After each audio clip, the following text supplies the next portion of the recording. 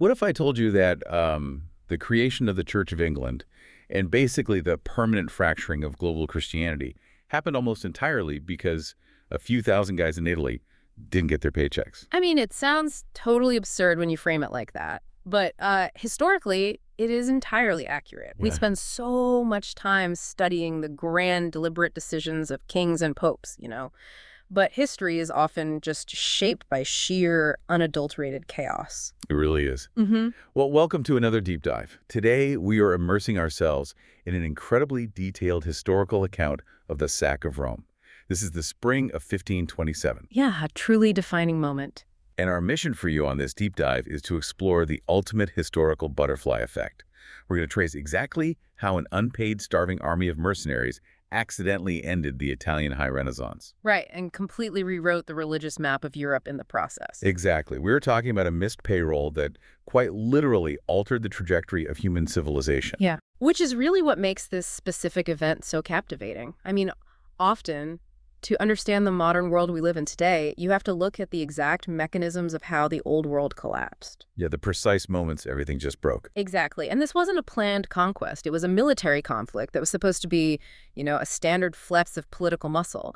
And it just spiraled into a world-breaking catastrophe. So, to understand how things went so spectacularly off the rails, we really have to look at the power dynamics in Europe in the 1520s. Right, setting the stage. The biggest player on the board is Charles V.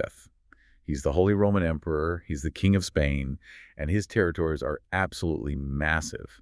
And this is giving Pope Clement VII some serious anxiety. Immense anxiety. And we have to remember the papacy at this time is not just a spiritual institution. No, not at all. The Papal States are a heavily armed geopolitical power in the center of Italy.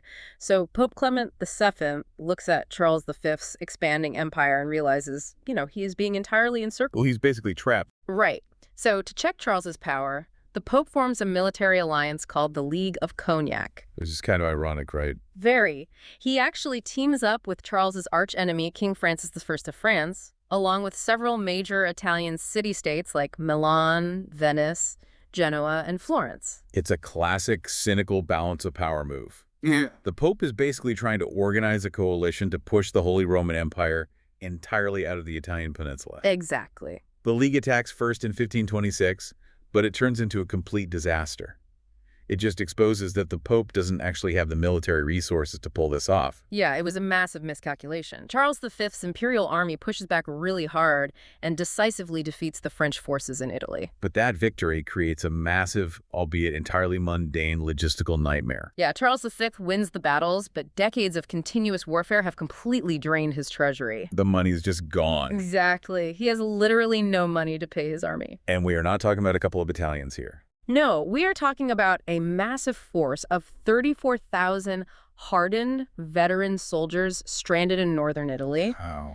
And to really grasp the volatility of this situation, you have to look at who makes up this army. It's a really dangerous mix. Right, because you have 6,000 Spanish veterans who are incredibly lethal. You have various Italian infantry and cavalry. But the most dangerous element is the 14,000 German mercenaries known as the Landsknechte. Ah, the Landsknechte. I mean, they are terrifying just to read about. They really were. They were famous for wielding these massive two-handed swords, wearing incredibly bright, slashed clothing, and basically operating as a self-governing military brotherhood. Yeah, a brotherhood that was highly radicalized. Crucially for this story, a vast number of them were newly converted Lutherans. Right, so now you have 34,000 of these heavily armed, hungry men, and their commander, the Duke Charles III of Bourbon, essentially has to tell them, well, great job defeating the French, but your paycheck's bounced. Yeah, it's a recipe for instant mutiny. I was trying to think of a modern equivalent for this, and it's so extreme. It's almost like a massive private military contractor completely severing ties with its government backers because of funding dried up. Oh, that's a great comparison. And then just decided to keep the tanks and go rogue to collect what they feel they're owed. That is the precise mechanism of what happened. I mean, in mercenary warfare, if the employer doesn't pay, the army pays itself through plunder. Right. So the troops literally force the Duke of Bourbon to march them south. Toward Rome. because Rome is the ultimate prize. It's overflowing with wealth from across Christendom, and politically, it's highly unstable. Exactly. But wait, does the Duke of Bourbon actually want to attack the Pope? I mean, he's supposed to be an imperial commander. It's highly debated. The Duke later claimed in messages that he was basically helpless, that he was dragged along by his own men like a hostage. A convenient excuse. Right, and historical eyewitnesses heavily doubted that narrative. The reality of 16th century command was that if you lost control of the purse strings, you lost control of the men. You're just a figurehead at that point. Precisely. He either had to lead them to the plunder or be killed by them. And so they march. And it's like an unstoppable avalanche. They are sacking towns all along the way down the peninsula, Viterbo, San Lorenzo. Deserters and outlaws are flocking to their banners, too, because everyone knows a massive payday is coming. Right. And by May 5th, 1527, this furious, broke, and heavily armed mob arrives at the walls of Rome. Which brings us to the morning of May 6th. The physical mismatch between the attackers and the defenders is truly staggering. You have 34,000 desperate mercenaries outside. And inside the city, Rome's defense consists of about 5,000 hastily assembled militiamen. Right. Bakers, merchants, apprentices. Yeah. And exactly 189 professional papal Swiss guards. That's it. However, Rome did have one massive advantage, which was the Aurelian Walls. Yeah, right. These were gigantic, ancient fortifications built by the Roman emperors centuries earlier, and the imperial army had a critical weakness. Because they had mutinied and marched so quickly, they didn't bring any heavy siege artillery. So no cannons to smash the walls. Exactly. Which means they have to do it the hard way. They have to physically climb the walls through a thick morning fog.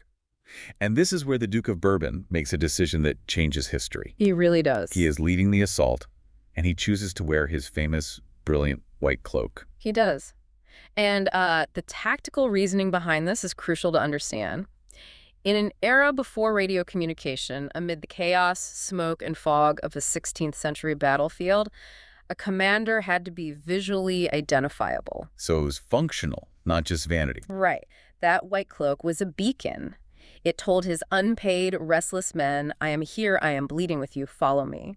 It was meant to inspire courage and maintain a really fragile cohesion. But the obvious downside is that it also turns him into the biggest, brightest target for the defenders on the walls. Yeah, quite literally a bullseye. He is shot and fatally wounded almost the second the assault begins.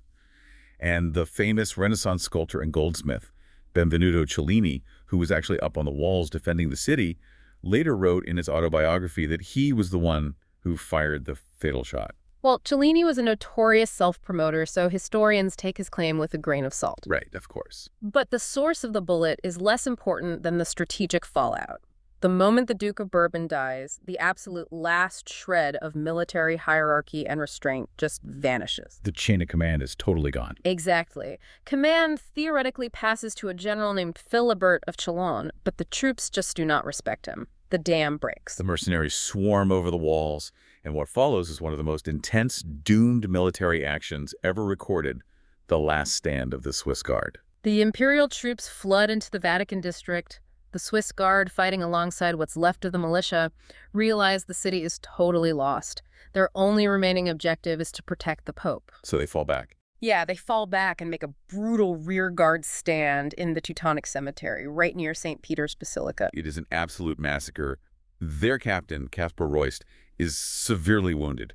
He's carried to his house, but Spanish mercenaries break the doors down and murder him right in front of his wife. It's horrific. Out of the 189 Swiss guards, 147 are slaughtered in the cemetery. They are just hopelessly outnumbered. But the sheer ferocity of their defense accomplishes its goal, doesn't it? It does. The surviving 42 guards, led by a man named Hercules Goldley, by just enough time. They hold the line so Pope Clement VII and a terrified entourage of cardinals can literally sprint for their lives across the Passetto di Borgo. Right. And for those listening who might not know, the Passetto is this elevated, fortified stone walkway that connects Vatican City to the Castel Sant'Angelo, which is this massive circular fortress. It's an incredible structure. This is an incredibly cinematic image, right? The Pope running above the streets while his guards are being hacked to pieces below. He makes it inside the fortress, and the heavy portcullis slams shut. But while the Pope is safe behind those impenetrable walls, the entire civilian population of Rome is now entirely at the mercy of 34,000 leaderless, enraged soldiers who haven't been paid in months. And the descent into hell begins immediately. They execute 1,000 captured defenders right off the bat. Yeah, no hesitation. And then it transitions into an incredibly grim, highly organized system of unchecked pillaging, murder, and ransom.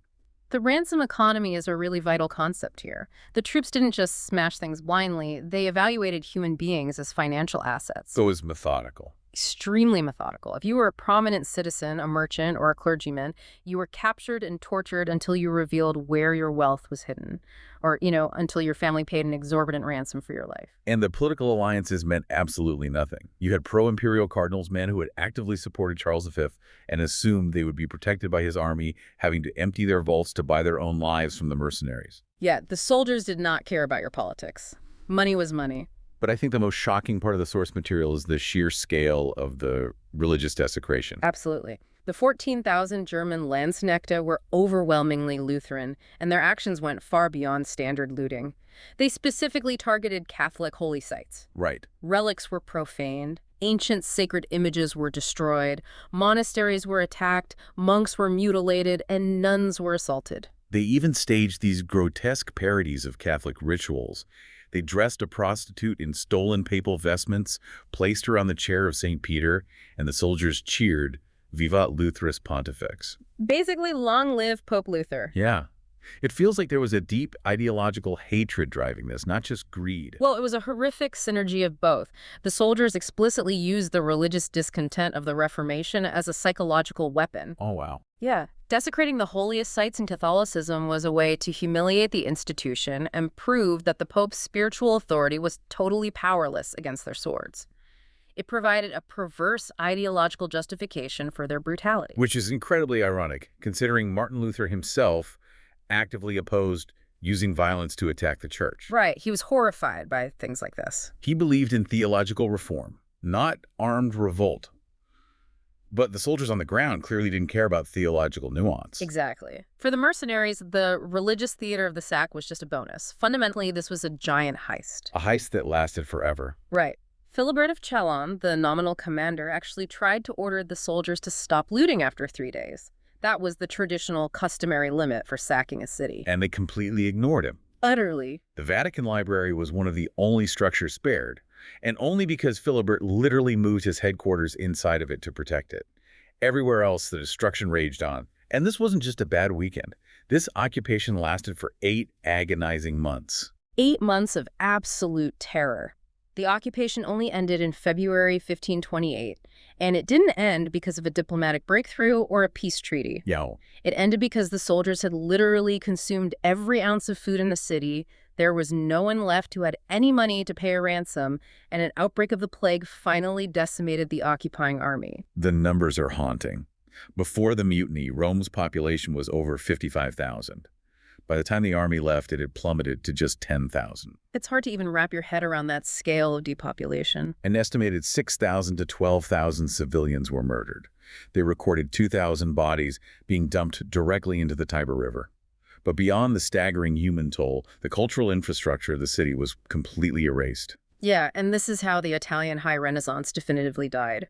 We often think of the Renaissance as just paintings and sculptures, but it was an economic engine. Right, it needed funding. It required massive banking systems, patron networks, and physical security. The sack destroyed the banking records, bankrupting the city. Wealthy patrons were either killed or bled dry by ransoms. It killed the intellectual class, too. The papal secretary, Paolo Valdeberini, was killed. The professor of natural history, Augusto Valdo, was killed. The surviving artists, writers, and thinkers fled Rome and scattered all across Europe. The brain drain was absolute. There's this absolutely chilling quote from the poet Antonio Tabaldeo. He wrote, "If you come back, you will find Rome unmade." Rome unmade. That perfectly captures the absolute loss of its status as the cultural capital of the world. That's so evocative. The golden age of art and humanism under popes like Julius II and Leo X was just obliterated. But as catastrophic as the cultural loss was, the geopolitical aftershocks were even more profound. Right, because while Rome is burning, Pope Clement VII is starving inside the Castel Sant'Angelo.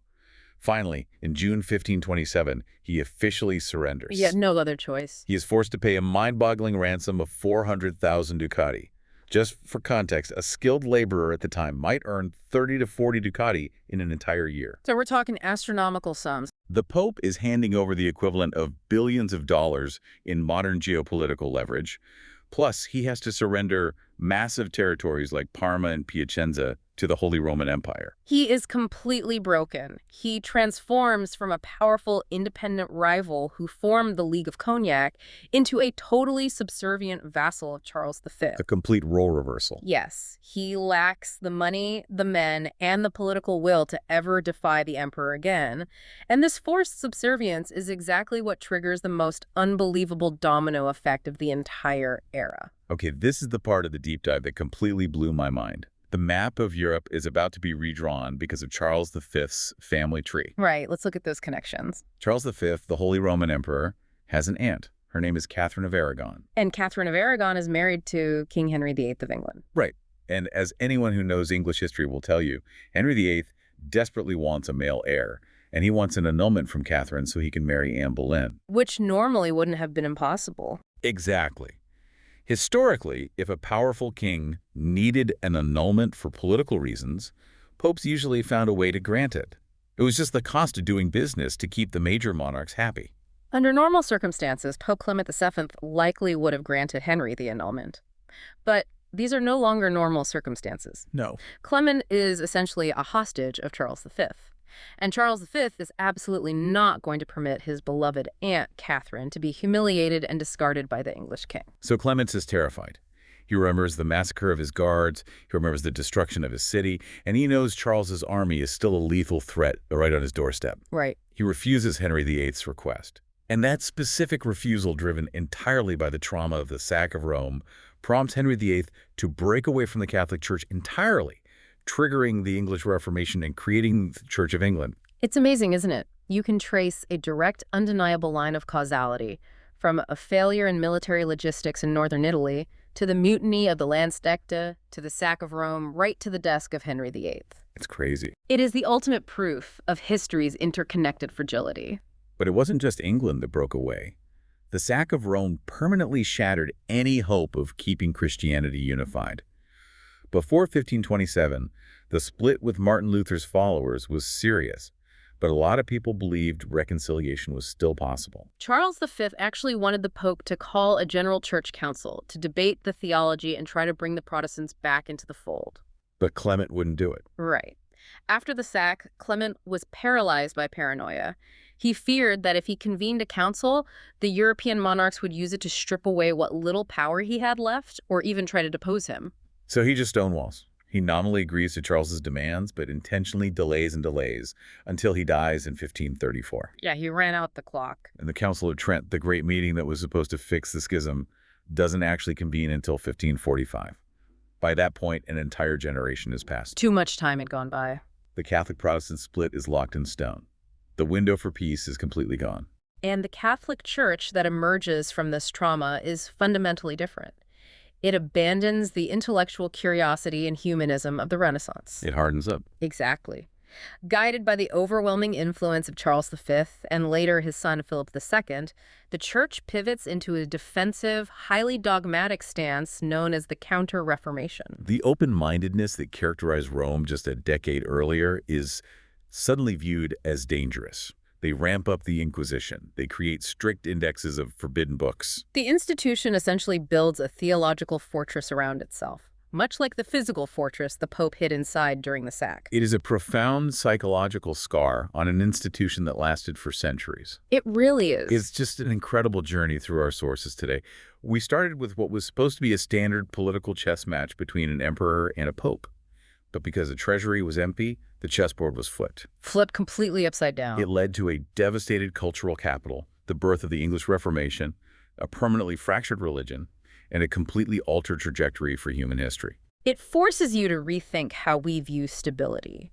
The geopolitical realities we accept today as permanent institutions were, in many cases, forged in the chaotic fires of random accidents. A bounced check that quite literally broke the world. It's a lot for you listening to process to realize that the grand sweep of history is incredibly fragile. As we wrap up today's deep dive, I want to leave you with a final thought to mull over. When Martin Luther observed the sheer bizarre irony of the 1527 sack of Rome, he wrote something incredibly profound about the unpredictability of it all. Let's hear it. Assessing the fact that the Holy Roman Emperor, who was supposed to be the defender of the Catholic faith against the Lutherans, ended up destroying the Pope's power, Luther wrote, Christ reigns in such a way that the emperor who persecutes Luther for the Pope is forced to destroy the Pope for Luther. Wow. What a brilliant contradictory summary of how historical progress actually happens. Thank you for joining us on this journey. Keep questioning the inevitability of the world around you, and we'll see you on the next deep dive.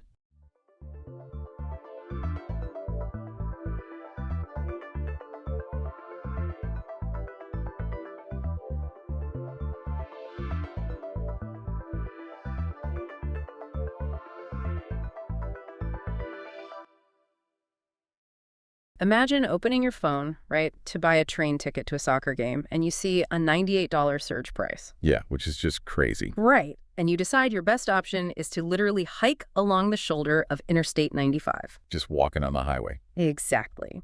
And that is the reality of the 2026 FIFA World Cup. We are just days away from the June 11th kickoff. And whether you're a diehard fanatic who's been analyzing tactics for months or you just want to survive the water cooler conversations next week, you're about to witness a massive cultural moment. Oh, absolutely. It's going to be everywhere. It is. And we have our hands on this really comprehensive, deeply detailed Wikipedia breakdown of the entire tournament. There's so much in there, yeah. So much. And our mission today for this deep dive is to look way past the basic match schedules. We want to get into the unprecedented scale, the logistical nightmares, the political friction, and honestly, the relentless commercial machinery of the largest World Cup in human history. It really is a machine at this point. It is. Okay, let's unpack this. Because before we can even look at the drama on the pitch, we really have to understand the math of the tournament itself. The fundamental DNA of the World Cup has been completely mutated. Yeah, the math is where the sheer scale of this event first becomes apparent. I mean, for decades, the magic number for the World Cup was 32. Right. 32 teams. Exactly. 32 teams playing 64 matches, usually wrapped up in about a month. It was a highly successful, globally understood formula. But starting with this 2026 edition, FIFA has expanded the field from 32 to 48 teams. Which, I mean, that feels like expanding a perfectly good 64-team college basketball bracket by just bolting on a whole new tier of wildcards. Yeah, that's a great way to put it. You suddenly have to accommodate a massive influx of games. Right, and the schedule just balloons dramatically. We're going from 64 matches to 104 matches. Wow. 104. Yeah, played out over 39 days. And to make that work, the format is now 12 groups of 4 teams. The top 2 teams from each group automatically advance, but so do the 8 best third-place teams. Okay, so it's a lot more forgiving. Very much so. Okay. They all funnel into a newly created round of 32. Well, I mean, I can see the appeal of the expansion when you look at the debutantes. Like, we're going to see nations like Cape Verde, Curacao, Jordan, and Uzbekistan stepping onto this massive stage for the very first time. Which is huge for them. It's fantastic for that level of inclusion. But I have to push back on the format a bit. When you allow the 8 best third-place teams to advance, doesn't that severely invite teams to collude? Oh, the collusion risk, yeah. Right. Because if 2 teams are playing their final group stage match and they both know a simple draw guarantees them both enough points to advance as a quote-unquote best third-place team, the incentive to actually compete just disappears? Well, what's fascinating here is that the governing body was deeply aware of that vulnerability. And your exact fear almost dictated a completely different tournament structure. Really? What were they looking at? Back when the 48-team expansion was originally approved, I think in 2017, the initial plan was to have 16 groups of just 3 teams. Wait, 16 groups of 3? That sounds mathematically broken. It was. I mean, analysts immediately dismantled the idea for that exact reason.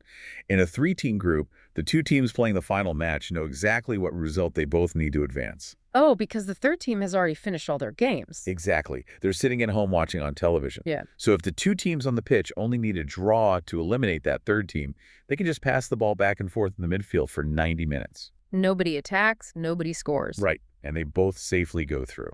It entirely compromises the competitive integrity. FIFA even floated some truly bizarre ideas to prevent this, like mandating that every single group stage draw be settled with a penalty shootout. But wait, Even a mandatory shootout doesn't solve the core issue. I mean, a team could deliberately lose a penalty shootout just to manipulate the standings and, like, eliminate a specific rival. Exactly. The risk of manipulation was simply too high to ignore. So, to preserve the integrity, FIFA was forced to pivot in 2023 to the current format we have now, which is the 12 groups of 4. Okay, that makes sense. Yeah, it solves the collusion problem because the final matches in every group are played simultaneously. Right, so nobody knows the final math until the whistle blows. Exactly. But the trade-off for that competitive integrity is that staggering 104 match count. And adding 40 extra matches to a tournament doesn't just change the schedule, it completely shatters the physical limitations of a normal host nation. Oh, absolutely. A single country just isn't enough anymore, which is why we're looking at the first World Cup ever co-hosted by 3 separate nations. Right. The geographic footprint is larger than any sporting event in history. The U.S. is carrying the bulk of the load with 11 host cities managing 78 matches. Including the final at MetLife Stadium, right? Yes, in New Jersey. Yeah. Then Mexico brings 3 cities to the table. And the legendary Estadio Azteca in Mexico City is actually making history by hosting World Cup matches for a record 3rd time. That's incredible history right there. It really is. And finally, Canada rounds out the continent with 2 host cities, Vancouver and Toronto. So spreading a tournament across a continent makes sense on paper, but looking at the specific venues in the United States, a huge logistical red flag pops up for me. The turf. The turf. Many of these venues are American gridiron football stadiums. They're designed for the NFL, which means they use artificial turf. And you cannot play the world's biggest soccer matches on artificial plastic turf. No, absolutely not. The ball bounces differently, the injury risk changes, and frankly, FIFA regulations strictly require natural grass. So how does that even work? Well, if we connect this to the bigger picture, it really shows the sheer logistical extremes required to retrofit North American infrastructure. They couldn't just, roll out some temporary side over the plastic turf and hope for the best. Because it would just get destroyed. Exactly. So FIFA partnered with a university research team from UT Knoxville and Michigan State to literally design, grow, and install specialized grass for these specific stadiums. The agricultural engineering behind this is borderline science fiction. I mean, they are basically terraforming indoor American football stadiums. They really are. 8 of the 16 chosen stadiums had permanent artificial turf that had to be replaced. And the real challenge lies with 4 of these venues, Atlanta, Dallas, Houston, and Vancouver. Because they have roofs. Right. They're enclosed or retractable roof stadiums with heavy climate control. Growing elite-level durable athletic grass indoors without natural sunlight or typical airflow is incredibly difficult. So how do they actually pull that off? Do they bring in sun lamps? Part of it is lighting, yes, but the researchers had to create specific botanical hybrids depending on the venue's unique climate. For the stadiums in cooler climates, they're using a highly specific hybrid that's 84% Kentucky bluegrass and 16% perennial ryegrass. Okay, very specific. Why that mix? The bluegrass provides the necessary durability and aesthetic, while the perennial ryegrass roots incredibly fast, which gives the pitch immediate structural stability. Wow. And then for the warmer venues down south, they're using specially engineered Bermuda grass, which thrives in high temperatures. They're meticulously managing these microclimates inside these massive indoor NFL arenas, controlling the lighting, the moisture, laying this living grass over the artificial turf, just to ensure the ball rolls exactly as it should. That level of environmental control is astounding. But, you can engineer the grass inside a stadium all you want. You cannot engineer international borders. That is very true. Moving players, staff, and millions of global citizens across 3 sovereign nations in 2026 brings some very heavy political baggage. And here's where it gets really interesting, because you essentially have an immovable object meeting an unstoppable force. Yeah, it's a massive clash. You have strict, formalized United States border security policies clashing directly against the reality of hosting a truly global event. And to be clear to you listening, we're just impartially reporting what the source material lays out here. Right, and this raises an important question about the friction between international diplomacy and international sports. The source material highlights the stark reality of the immigration policies currently enforced by the second Trump administration, which reinstated a travel ban affecting citizens from 39 different countries, citing national security concerns. And this isn't just a background issue. It directly impacts nations that have successfully qualified to play in this very tournament, specifically Haiti, Iran, Ivory Coast, and Senegal. Exactly. And to understand the mechanics of this policy, we have to look at how the exemptions are structured. The policy does include a specific carve-out for athletes, coaches, and vital support staff. So the teams can get in. Yes, the people actually stepping onto that carefully engineered grass are allowed to enter the U.S. to compete. However, the U.S. State Department confirmed that ordinary citizens, the fans from those qualified nations, are not covered by this athletic exemption. Which means, barring rare diplomatic waivers or holding dual citizenship, the actual fans from those countries are generally barred from getting visas to enter the U.S. and watch their national teams play. The barriers to entry are immense. Now, the documents do note that the U.S. temporarily dropped a $15,000 visa bond requirement for fans from 5 African nations. That was Algeria, Cape Verde, Ivory Coast, Senegal, and Tunisia, right? Yes, those 5. And a $15,000 bond is basically a financial guarantee that a visitor will leave the country after their visa expires. So dropping that requirement is a significant concession to ease travel friction, provided those fans hold a valid tournament ticket. Right, it helps. But even with those concessions, the geopolitical tension really reaches a boiling point when you look at the situation with Iran. Yeah, the diplomatic hurdles between the U.S. and Iran have created a massive logistical ripple effect. Early on, the Iranian Football Association president, Mehdi Taj, was denied a visa to enter the U.S. And in response to that denial, Iran actually threatened to boycott the World Cup draw entirely. Wow.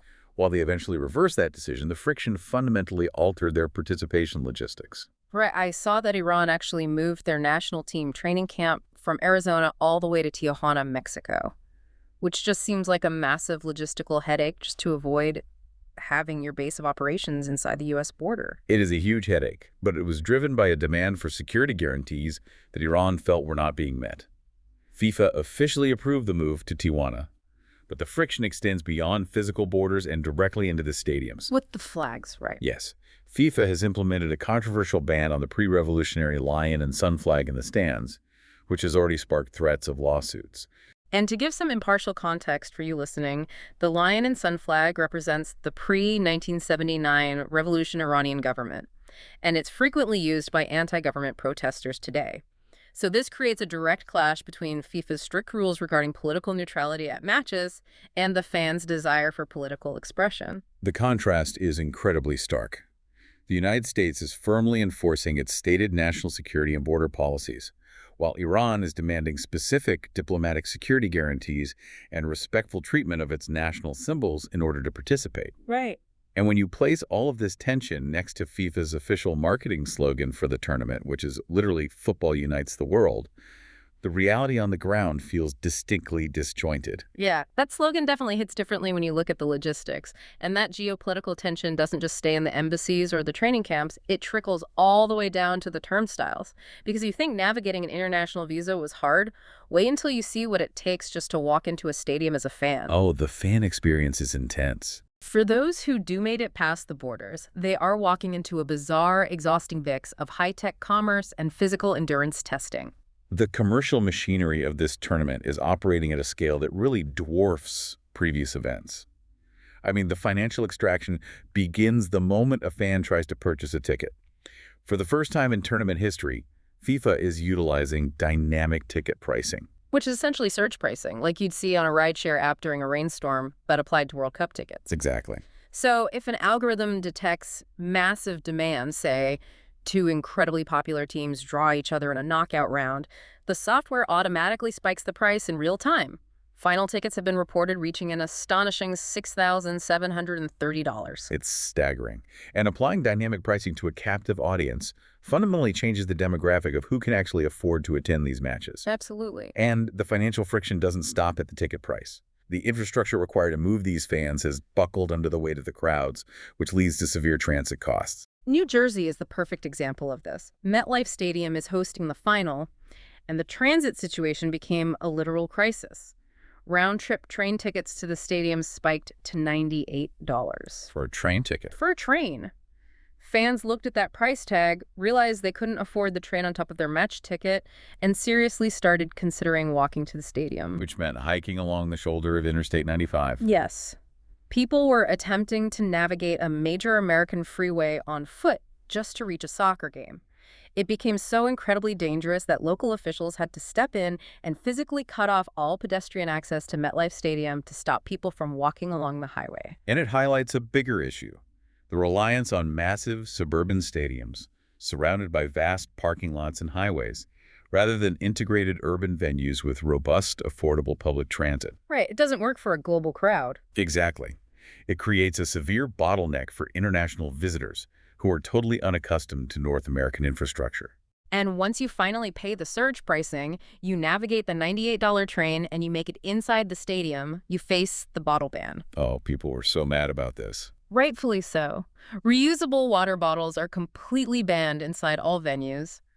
FIFA's official stance is that they represent a safety hazard because they could be thrown onto the pitch as projectiles. And fans are understandably furious. I mean, these matches are taking place in the middle of the fierce North American summer heat. It's sweltering. Yeah, so confiscating reusable water bottles and forcing fans to rely on stadium-provided hydration stations or, expensive bottled water. Yeah. It just feels punitive. Going to this World Cup sounds like attending a highly anticipated theme park where the ticket prices surge while you're literally standing in line. You have to hike alongside speeding cars on a highway just to get to the front gate. And once you're finally inside sweating in the summer sun, security won't even let you bring your own water bottle. It's a lot of friction. The logistical realities are harsh. But the organizers are attempting to offset this by leaning into a massive, multi-billion-dollar commercial branding push. It's really designed to overpower any negative fan experience. Just blanketing the globe in merchandise. Exactly. The licensing deals are everywhere you look. The LEGO Group has released officially licensed construction sets featuring players like Lionel Messi and Kylian Mbappe. Which is pretty cool, admittedly. It is, and Panini is back with their traditional sticker albums. But because the tournament has expanded so drastically, the physical packs are larger. They've even partnered with Coca-Cola to hide exclusive, highly sought-after stickers inside the labels of soda bottles. Wow, they're really leaning into the collectibles. And it extends deep into the digital realm as well. Netflix has stepped in to publish a dedicated simulation video game called FIFA World Cup Launch Edition. Wait, Netflix is doing the video game? Yeah, FIFA has strategically created what they call a digital football ecosystem. They recognize that the vast majority of the globe will never deal with the surge pricing or the highway hikes. Right, they'll just watch from home. Exactly. Yeah. So they're licensing their brand across multiple digital platforms, mobile games, and streaming services to monetize that at-home audience. I mean, even the bureaucratic ceremonies have been turned into heavily branded spectacles. During the highly scrutinized World Cup draw in Washington, D.C., where the groups were finally decided, Donald Trump was actually awarded the first ever FIFA Peace Prize by FIFA President Gianni Infantino. Which was an event that predictably drew significant attention, analysis, and controversy from various international observers and human rights groups. Of course. But it underscores the reality that every single aspect of this tournament, from the group draw to the grass on the field, is a heavily curated, branded, and monetized event. Okay, we have covered a massive amount of ground today. Let's do a quick recap. We're looking at a fundamentally mutated, supersized World Cup that has expanded to 48 teams, creating a grueling 104-match schedule. To make that sheer volume of games happen, researchers are pulling off incredible agricultural engineering feats, literally growing custom blends of Kentucky bluegrass and perennial ryegrass inside enclosed, climate-controlled NFL stadiums. Which is still amazing to think about. Truly. We also explored how the intersection of formalized U.S. border policy and global sports has created real geopolitical tension, dramatically impacting fan access and forcing the Iranian national team to move their entire training operation to Mexico. Right. And wrapping this entire unprecedented spectacle together is an intense, sometimes chaotic commercialization, algorithm-driven surge pricing, fans hiking along highways, banned water bottles, and exclusive Lego sets. So what does this all mean? It means we're witnessing a live stress test of the modern global sports model. A stress test. I like that. Yeah, because by expanding the field to 48 teams and spreading the matches across 3 massive North American countries, FIFA has guaranteed record-breaking revenues and an unprecedented level of global inclusion. But in doing so, they've also introduced profound logistical, political, and infrastructural vulnerabilities that threaten the core experience of the event. And for you listening, whether you're tuning in to analyze the tactical matchups playing out on that specially engineered grass, or you're closely watching the geopolitical drama unfolding just off the pitch, or maybe you're just waiting to see a tiny nation like Curaçao make its historic debut, you are now perfectly equipped to understand the invisible forces, the money, and the politics shaping the games you are about to watch. You really understand the mechanics behind the spectacle now, which brings up something really important to consider as the opening whistle blows. What's that? As these 104 matches unfold across 3 colossal countries, generating billions of dollars in the process, will the sheer size and commercial weight of the 2026 World Cup become the new, unavoidable gold standard for all future global events? Or will the friction of surge pricing, border tensions, and logistical strain prove that a tournament can eventually become simply too big to govern? That is the ultimate question we're left with. We started by talking about how the core of soccer is built on beautiful simplicity. But when you mutate that simple game into a continental, multi-billion-dollar machine, you really have to wonder if the beauty of the sport can survive the sheer weight of everything built around it.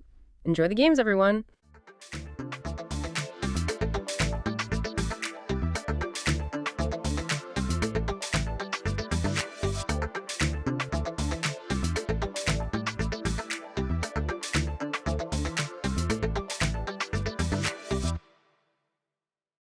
So, if I told you that in the 1950s, the absolute most reliable piece of medical technology for a human pregnancy test was a live African clawed frog, you'd probably think I was completely joking. Oh, I mean, anyone would. It sounds absurd. Right. But today we're diving into this massive encyclopedic stack of research that basically proves this humble, simple pond dweller that you think you know is actually a biological superhero.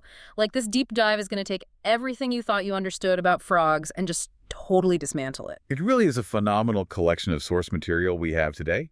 And, well, it starts by dismantling our assumptions on literally page 1, because the way we culturally categorize these animals is effectively a diagnostic illusion. Okay, let's unpack this, because reading through this research, my mind was blown right out of the gate regarding a distinction I've made my entire life, like the difference between a frog and a toad. It turns out that difference just doesn't actually exist. No, it's a total biological myth. Scientifically speaking, all toads are frogs. They all belong to the same order in Nura. Wait, really? All of them? Yep, all of them. We just decided culturally, to call the bumpy, dry ones toads and the smooth, moist ones frogs. But it has absolutely zero basis in their actual evolutionary history or their taxonomy. Wait, so when I point at a dry, warty amphibian in the garden and confidently declare it a toad, I'm just basing that entirely on vibes. Pretty much, yeah. I mean, there is a specific taxonomic family called Bufonidae that biologists refer to as true toads. But even then, the physical traits are wildly inconsistent. You have smooth-skinned, wet-looking members of that true toad family, like the Panamanian golden frog. Which is actually a toad, even though it's called a frog and looks exactly like a frog. Exactly. So if our basic naming convention is that entirely made up, what else are we missing? That's kind of the mission for today's deep dive. We are going to look at the bizarre evolutionary machinery hidden right beneath their skin. Because honestly, these creatures are chemical warfare experts, extreme survivalists, and crucial barometers for the health of the entire planet. Yeah, and to understand how they achieve that status, we have to look at how they move. I mean, their physical anatomy is staggering. It really is. I was looking at the breakdown of their leg musculature in the sources, and their main leg muscles make up over 17% of their total body mass. Think about that for a second, 17%. But looking at the diagrams of how the bones and tendons are structured, I have a question. Is their back leg basically built like a loaded crossbow? Yes.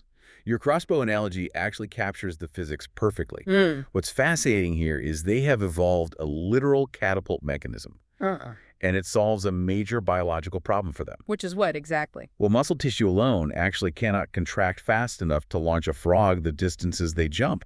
I mean, they are essentially breaking the theoretical limits of their own biology. So how do they cheat the physics of their own muscles? By using their tendons as organic springs. So when a frog prepares to jump, the primary leg muscle contracts, but the frog essentially locks its leg in place. This stretches a specific tendon that is wrapped really tightly around their ankle bone. Okay, so they hold all that immense tension. Right, they hold it, and then when they leap, the latch releases, that tendon snaps back, releasing all its stored energy in just a fraction of a second, and it produces an acceleration that far exceeds what normal muscle power could ever do. But just the sheer violence of that catapult action, I mean, wouldn't snapping a biological spring that hard just shatter a normal skeleton? Oh, it absolutely would, which is why their entire skeletal system has been radically modified over millions of years just to handle the shock. Like they are completely missing ribs. No way. No ribs at all. No ribs. And the lower bones in their legs, the tibia and fibula, are actually fused together into a single, highly reinforced bone. And most incredibly, their tail vertebrae have fused into this rod-like bone called the urostyle. Oh, right. The sources mentioned the urostyle. That sits hidden inside the pelvis, right? Correct. It acts as an internal shock absorber. So when they land from these massive explosive leaps, the urostyle distributes the kinetic energy across the pelvis, so their spine doesn't just, simply snap in half. That paints such a different picture of them. Like, we always picture them sitting lazily on a lily pad, but they're actually built for high-stakes, explosive survival. And the sources point out that this specific catapult adaptation changed the course of their history about 66 million years ago, right around the time of the Chicxulub asteroid impact. Yeah, the asteroid that wiped out the dinosaurs. It was a global catastrophe, obviously, but it inadvertently set the stage for the frog's golden age. Because following the impact, the massive dinosaurs that heavily grazed and trampled the flora were suddenly gone. Right. And this led to a sudden, wild resurgence of dense, complex global forests. And the frogs, armed with their built-in crossbow legs and shock absorbers, were perfectly equipped to take over that new vertical real estate. Exactly. They took to the trees. They underwent this massive, rapid evolutionary diversification, adapting to almost every niche in these new canopies, and they essentially conquered the globe. Okay, so the adult frog has this incredible, highly specialized catapult skeleton, but a tadpole swimming in a pond doesn't have fused leg bones or a urostyle shock absorber. So how do they physically construct that complex machinery midway through their life? Because I have to admit, I had a total misconception here. I always just thought a tadpole was a baby frog, grows some legs, loses the tail, boom, frog. That is a very, very common misunderstanding. But a tadpole and a frog are not simply juvenile and adult versions of the same body plan. They are fundamentally different creatures sharing a single life cycle. Wait, so a tadpole and a frog aren't just baby and adult versions of the same thing? They're basically two entirely different animals sharing a single life cycle. I completely agree with that framing. A tadpole is primarily an aquatic herbivore. It breathes through gills, it operates on a cartilaginous skeleton, and it has a very long, tightly coiled gut designed specifically to slowly ferment and break down algae and plant matter. But an adult frog is a terrestrial carnivore. It has a bony skeleton, lungs, and a super short intestinal tract meant for processing animal protein. So how do they bridge that massive biological gap? Through a totally grueling process. It's driven by a massive flood of a hormone called thyroxine. During metamorphosis, the animal undergoes a cascade of programmed cell death, which is called apoptosis. And the frog actually stops eating entirely during this period. Because its stomach is basically out of commission. Because its long herbivore gut is literally dissolving inside its body and physically reorganizing itself into the short intestine of a strict carnivore. It's an incredible metabolic feat. Even the bacteria in their stomach undergoes a massive shift. Like a completely new microbiome. Yes. It transforms from an aquatic, plant-digesting microbiome to one that can break down insect exoskeletons and fat. It even resembles the stomach bacteria of a mammal. It's like trying to rebuild a slow-moving diesel tractor into a high-speed sports car engine and doing it in 24 hours without ever turning the engine off. That is a brilliant way to put it. And they just sit there, fasting, while their lower jaw transforms into a predator's mouth, their eyes migrate higher up on their head, and their nervous system gets completely rewired for stereoscopic vision. It reads less like a natural growth process and more like a sci-fi horror story of complete self-reconstruction. It is a total teardown and rebuild. Yeah. But as extreme as that sounds, it is standard operating procedure for frogs. If you want to talk about truly extreme survival tactics from the source material, we need to look at the wood frog. Oh man, the wood frog. This little frog lives way up in the Arctic Circle. And when winter comes, it doesn't just hibernate in a warm cave deep underground. It lets itself freeze solid. It essentially turns into a frog-shaped ice cube. Right, and under normal biological circumstances. Freezing solid is a death sentence for a complex animal. Right, because water expands when it freezes. So I would imagine that as the water inside a living cell turns to ice, those jagged ice crystals would just puncture the cell walls and shred the tissue from the inside out. That is exactly what usually happens, which is why frostbite is so incredibly dangerous to humans. But the wood frog has evolved a brilliant biochemical workaround. As the temperature drops, their liver goes into overdrive and floods their vital organs with massive, highly concentrated amounts of glucose. Like blood sugar. Right. So they turn their blood into biological antifreeze. It's actually a cellular dehydration tactic. The glucose acts as an osmolyte, so it essentially pulls water out of the frog's individual cells. At the same time, the frog produces special nucleating proteins in its blood that encourage ice to form outside the cells. Oh, wow. So the ice crystals form in the empty spaces between the cells rather than inside them, preventing the cells from rupturing. Precisely. Ice still forms under their skin and fills their body cavity, but the dehydrated glucose-packed cells of the vital organs are fully protected. Their heart completely stops beating. They stop breathing. No way. Yeah, brain activity ceases entirely. To any observer, they are clinically dead. They stay in that state of suspended animation for months. Then spring arrives, the ambient temperature rises, the ice melts, their heart just spontaneously restarts, and they thaw out and hop away. I mean, if human medicine could replicate that, we'd be traveling to other galaxies right now in cryosleep. It's true biological stasis. But, this raises a fascinating point from the research. You would think that with all these incredible adaptations, catapult legs, self-reconstructing bodies, cryo-freeze survival frogs would basically rule the world. But they're actually incredibly vulnerable, right? They are. I mean, they are primary predators of insects, but they're also a crucial low-level consumer on the food web. Birds, snakes, fish, mammals, even giant spider frogs are on the menu for nearly everything. Wow, yeah. Which puts an incredible amount of evolutionary pressure on them, particularly when they are in their most defenseless stages, which is as eggs and tadpoles. Here's where it gets really interesting. Because the sources mention that this intense vulnerability to predators forced them to adapt bizarre nurseries. What did you find on that? Because some of the parenting strategies in this research are the most intense I have ever heard of. Oh, absolutely. The defining example of this is the gastric brooding frog from Australia, though tragically, it is now believed to be extinct. So, the female gastric brooding frog would fertilize her eggs externally, and then she would turn around and swallow them. Wait, she would eat her own fertilized eggs. How does she not just immediately digest them? That is where the biology gets truly bizarre. The eggs, and later the hatched tadpoles, secrete a chemical called prostaglandin E2, and this chemical essentially acts as an off switch for the mother's stomach. It completely inhibits the production of gastric acid. Oh, wow. Yeah, her stomach ceases to be a digestive organ and physically transforms into a womb. So she just stops eating for the entire gestation period. She stops eating for 6 or 7 weeks. And as the tadpoles grow, her stomach inflates so massively that it actually collapses her lungs. You're kidding. How does she breathe if her lungs are collapsed? She is forced to rely entirely on absorbing oxygen directly through her skin. She just sits there, heavily pregnant in her stomach, breathing through her skin until the tadpoles undergo metamorphosis inside her.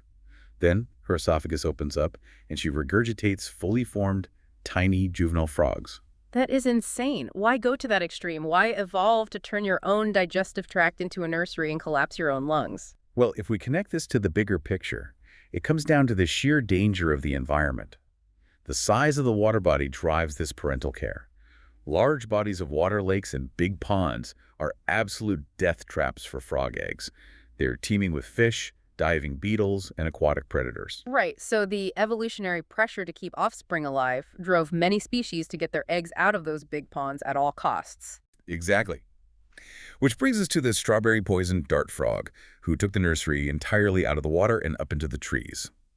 The level of micromanagement in their parenting is staggering. Oh yeah, the sources detailed this. The female lays her eggs on the dry forest floor.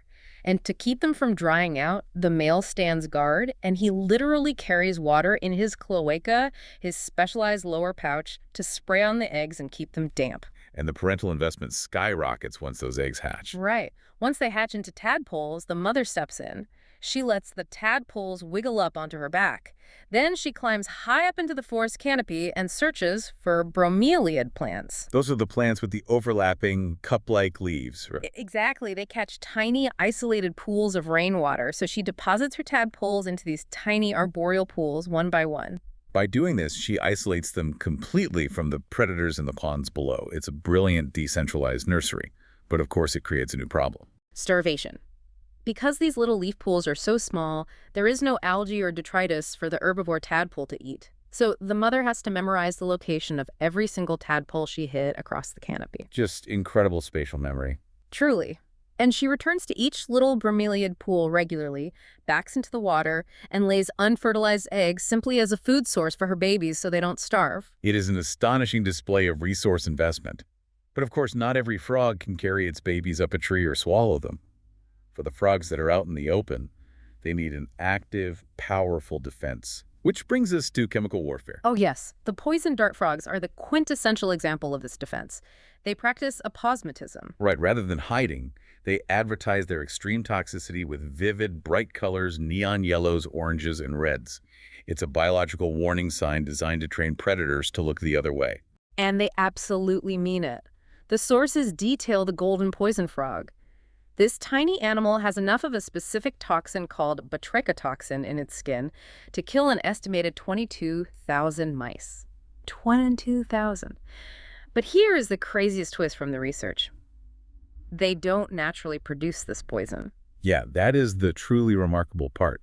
If you raise a golden poison frog in captivity on a diet of normal fruit flies, it loses its toxicity entirely. Because they actually synthesize it from their diet, right? Exactly. They extract the raw chemical ingredients for their natural diet of specific, highly toxic ants and arthropods in the rainforest. They eat the poison, process it, and weaponize it in their skin glands. Hold on. If they are eating ants that are packed with a toxin lethal enough to kill tens of thousands of mice, why doesn't the frog just die from its own lunch? How do they process it safely? It comes down to a brilliant genetic mutation. Batrachotoxin normally works by attacking the sodium channels in an animal's nervous system. It forces those microscopic channels to lock open, which uncontrollably fires the nerves, leading to paralysis and massive heart failure. It's like jamming a key into a lock and breaking it off. Exactly. Yeah. But the golden poison frog has mutated sodium channels. The physical shape of their channels is slightly altered. So the toxic key simply doesn't fit the lock anymore. You got it. They're entirely immune to the very weapon they wield. So what does this all mean for you, the listener? How does the chemical warfare of a tiny rainforest amphibian impact human life? Well, indigenous peoples in South America have understood and utilized this chemistry for centuries, carefully wiping the tips of their blowgun darts on the backs of these specific frogs to hunt game. But modern medical science is also deeply invested in this. Oh, heavily. The diversity of chemical compounds found in frog skin is so vast and complex that biochemists often refer to amphibians as a natural pharmacy. For example, researchers isolated a chemical from the skin of a poison dart frog called epibetadine. It acts as a painkiller, but it operates on entirely different neural pathways than opiates, and it is roughly 200 times more potent than morphine. Which brings us all the way back to the hook of this deep dive, the pregnancy test. I need you to explain how a live frog became a piece of human medical technology, because the mechanics of this are wild. The frog in question was the African clawed frog, known scientifically as Xenopus laevis. In the mid-20th century, doctors discovered a bizarre biological crossover. If they took the urine of a woman who suspected she was pregnant and injected it under the skin of a female African clawed frog, the frog would react. Wait, if the woman was pregnant, the frog would actually lay eggs within hours? Yeah. How does human biology trigger an amphibian to spawn? It's all about hormones. When a human woman becomes pregnant, her body begins producing substantial quantities of a hormone called human chorionic gonadotropin, or HCG. This hormone is passed out of the body through her urine, and by an incredible twist of evolutionary fate, human HCG perfectly mimics the structure of the hormones that naturally trigger ovulation in the African clawed frog. So the frog's body detects the human hormone, mistakes it for its own reproductive signal, and goes into overdrive. Yes. And it provided the medical community with the first fast, reliable, and observable pregnancy test long before modern chemical strips were invented. It's just incredible. We've seen how these creatures are absolute biological marvels. I mean, they turn their tendons into catapults. They survive being frozen solid by turning their blood into a cellular dehydrator. They rewrite their own digestive tracts, and they have provided humanity with revolutionary medicines and diagnostic tests. But despite surviving the literal apocalypse that killed the dinosaurs, the sources make it clear that they are currently losing their biggest battle. This raises an important question, right? Because despite all their rugged adaptations, frogs have a critical biological vulnerability, and that's their highly permeable skin. They don't just breathe through it, they drink through it. This makes them incredibly sensitive environmental bellwethers. Meaning they're an early warning system. If there are toxins, pesticides, or pollutants in the water or the soil, the frog doesn't just ingest it, it absorbs it directly into its bloodstream through its skin. Exactly. And this permeable skin is also why they are succumbing to a devastating, globally spreading fungal disease called chytridiomycosis. This fungus specifically targets the keratin in the frog's skin. As the fungus feeds, it causes the frog's skin to thicken heavily. And since they rely on their skin to breathe and regulate moisture, thickening the skin essentially suffocates them. It suffocates them and disrupts their ability to transport essential electrolytes like sodium and potassium, eventually leading to cardiac arrest. Because of this fungus, combined with severe habitat loss and pollution, global frog populations are facing a catastrophic decline. More than one-third of all known frog species are currently threatened with extinction. It is a staggering reality. Over 120 species are believed to have gone completely extinct just since the 1980s. That includes the gastric brooding frog we talked about earlier. It also includes the famous golden toad of Costa Rica, which completely vanished in 1989. When a population of ultimate survivors suddenly crashes, it's not just a sad footnote for wildlife enthusiasts. It is a massive, glaring red warning light on the dashboard of our planet's ecosystem. Yeah, their decline is a direct, unavoidable measurement of the systemic health of our water, our air, and our forests. We started this deep dive talking about the illusions of labels, how we comfortably categorize a toad as a toad and a frog as a frog, and assume we understand exactly how the natural world works. But biology is incredibly complex, and our assumptions are often deeply flawed. These creatures possess biological superpowers that allowed them to conquer the globe and outlive the mighty dinosaurs. They have successfully adapted to every extreme condition on Earth for the last 250 million years. So I want to leave you with this final thought to mull over. If these ultimate battle-tested survivors are suddenly dying off in our ponds and our forests, what does their silence tell us about the blind spots in our own survival strategy?